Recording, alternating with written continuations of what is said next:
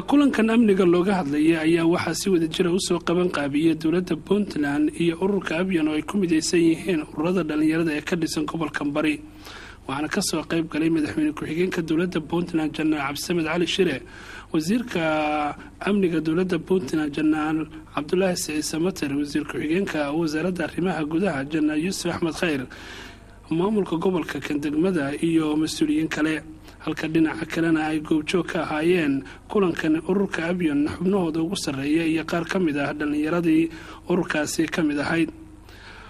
kulankaas oo si weyn loogu lafaguray sidii ammaanka looga shaqeyn lahaa isla markaana dhalinyarada iyo maamulka iska kaashan lahaayeen dhibaatooyinka khalkhal ee nabadgelyo inta badan ka dhaca magaalada Tanboosas ee xarunta ganacsiga dowladda Puntland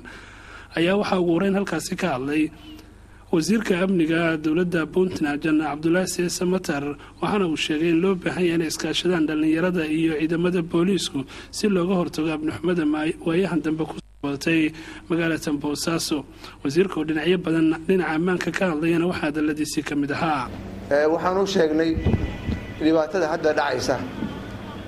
meelaha ay ka timaado waa u sheegnay markii baarista kadib aan ogaanay waxa dhacaya cid mas'uulka ah waa la sheegay lagama naxshoon faraha laga saaray iyadoo danta loo leeyahay tahay in ay dadku baraarugo nabadgelyada wax ka qabto nabadgelyada si aad ogtihiin waxa ugu weyn weeye haddii nabadgelyadu xumaato dalku jiri maayo iskuulla jiri maayaan tacliin jiri mayso tacliinta la iskuulla tacliinta ka horeysa isbitaalada jiri maayaan war iska baday xataa masaajidada baa adagtahay ku adagtahay xataa in salaada ilaahay lagu tukado waxaana wax keenay waxa weeye dad aan xil ka sahayn rabo dalkeena burburiyaan idinka mas'uuliyad baa insaaran sida hadday gobortor u sheegay waxa weeye waxa tahay mustaqbalka dadka berri tabaati madaxweyne ku-xigeenka dowladda Puntland Jannaal Cabdisamed Cali Shire oo isagu kulankaasi si weyn uga hadlay dhinaca nabadgelyada isla markaana xusay in iskaashi dhexmara dhalinyarada iyo maamulka uu yahay mid lama huraan isla markaana lagu yareyn karo amni xumada ka jirta magaalada Tanboosas ee xarunta gobolka Bari waxaana hadaladiisa ka mid ah madaxweyne ku-xigeenka dowladda Puntland waxa isweydiin mudan walaalayaal inaynu dhowr qodob isweydiino dhowrka qodob maxaa ka mid ah waxa ka mid ah shirarkaynu isugu nimi ama aynu isugu keenay horta ujeedadiisu maxay tahay ujeedadiisu waxay tahay inaynu xog waraysi isdhaafsano annaguna inaanu idin warano idinkuna inaad noo warantaan halkaana ay ka dhalato ra'yi midaysan iyo tala isweydaarsi iyo meel halkaas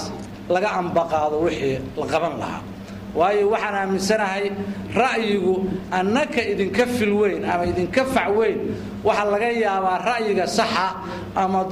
go'aanka saxa ama ka habooni inuusan maskaxdayadaba ku jirin waxa suuragala qofka inuu ku yar inteenatan in ilaahay go'aanka saxa maskaxdiisa inuu ku aadiyo ayaa laga yaabi karaa marka waxa weeye annakoo aan idin quursanayn annakoo aan lahayn waa dhalinyaro annakoo aaminsan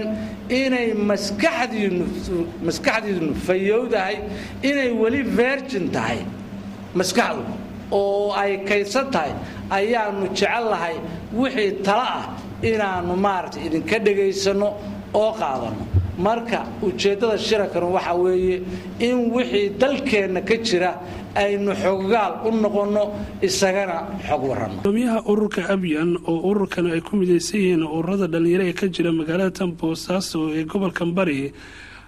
Cabdullaahi Sayidka ayaa isagu kulankaasi waxa uu si weyn ugu soo bandhigay ahmiyadda ururkan uu leeyahay in iskaashi laga sameeyo dhinaca ammaanka waayo buu yidhi inta badan eedaynta waxaa loo soo jeediyaa dhallinyarada haddana dhallinyaradu maqaamkii ay ka ahaayeen maamulka ma helaan taasoo ula jeedo in dhallinyarada xuquuqda ay ku leeyihiin ay nabadda ilaaliyaan in loo aqoonsado taasina ay muhiim tahay inay dhallinyaradu door weyn ka cayaaraan sidii ammaanka ay gacan uga geysan lahaayeen dhinaca maamulka isagoo arrimo dhinaca ammaanka ka hadlayana sayidka waxa uu yidhi waxaan u malaynayaa madaxweyne muhiimadaan maanta u nimi annagu dhallinyaro ahaan haddaan qorshaha annaga soo bandhigno ma aha inaanu khudbado jeedinno laakiin waa qorshe iyo balayn ku saabsan qaabkii nabadda looga wada qayb qaadan lahaa horey baan in badan uga wada hadalnay haddii intii xaflado keliya la isugu yimaado maaragtay la dhaho nabadda ha laga shaqeeyo waxba inaysan tarayn baan anugu aaminsanahay waxaan aaminsanahay dhowr balayn oo aanu soo jeedin doonno in wax laga qabto kow ay ka mid tahay in dhallinyarada si rasmiya loogu gasho talada dalka qayb looga siiyo si xaaladaha jira ay wax u bedelaan waxaan maanta ogsoonnahay boosaaso kaliya waxaa wax ka barta 30,000 taqriiban in ka badan intii kolley aan tirakoobkan samaynay 30,000 oo dhalinyaro waa dad aqoon leh mushahar idinkama rabaan laakiin haddii aad u tagtaaniin oo aad ka khudbaysaan in goobaha ay joogaaniin si rasmi ah dhalinyaradu wax u bedelaysaa nabadgelyadana wax uga qabanaysaa waxaan u malaynayaa ciidan badan baad keenteen waa ku mahadsantihiin oo wax badan bay qabteen laakiin wali waxaa dhiman oo ama muuqata in nabadda ay tahay shay muhiim ah oo qof walba looga baahan yahay gaar ahaan annaga ka arday ahaan waayo maanta dhaweyd waa ogeeday muqdisho waxa ka dhacay in arday qalinjibinaysa jaamacaddii kasoo qalinjibisay yani ummaddii meesha ugu saraysay maraysa yani jaamacad ka baxay caafimaadna dhiganayay in la qarxiyey waa wax aad muqsif u ah waxaan uga tacsiidaynayaa dhammaan dadkii ehladii ay ka dhinteen ardaydaas annaga oo dhan way naga dhinteen because waxay ahaayeen dhakhaatiirtii mustaqbalka ahayd waxaan halkan ka codsanayaa maamulka Puntland iyo dhammaan in ina siiyaan tababar ku saabsan dhinaca amniga waayo gaar ahaan gabdhahan waxa weeye annaga dumar ahaan annaga bulshada waxaan u ognahay si fiican annaga u warog because guryaha annaga joogna annaga hooyooyina annaga bulshada inta badan ku jirna raggu markay banaanka u baxaan oo soo shaqeynayaan waxa ku haro guriga wax weeye hooyooyinka iyo gabdhaha weeye waxaan dawladda ka jecel in la siiyaan tababar sida aan ula macaamil lahayn markaan nin wax ku sida aragno sidaan ula macaamil markaan aragno يعني ولا تعامل لهن مركا رجنا قف قرح وضع أما دولة قرحنية أما وحنا وضع وحن كربا أنكر دولتها كعصنية إني تجان جوبها وحبر شب جامعة ذا نقطة إسكول ذا نقطة الصراحة أنا واحد لما يناو إسكول سكندري ناو إسكول بلد ولي ما أعرف مدحوينا وعرف في سنة كي مربوي مدحوينا أما وزير كتعلم تمرنوي مد وزير كوحبر شدنا مربونوي ما أعرف مدحوينا أنتوا يسووا هستاجن وحيشة يعني ما أنت إيه ماذا مدحوينا إيه ماذا وحيي هانشة بصراحة أسبوعيا دبني يدك وحين شريعة هذا وضوله ولا قليل ugu dambeynta ururka Generation for Peace ayaa soo bandhigay muuqaal ka turjumaya ammaanka wacyigelintiisa iyadoo loo marayo dhinaca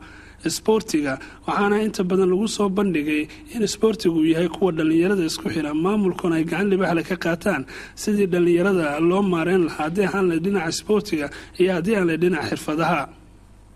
waxaana kulankaasi ku soo gabagaboobay jawi aad u wanaagsan iyadoo la isku afgartay in dhammaan laga shaqeeyo ammaanka iyadoo markaasina xoog la saarayo in wadajirku yahay midka ugu muhiimsan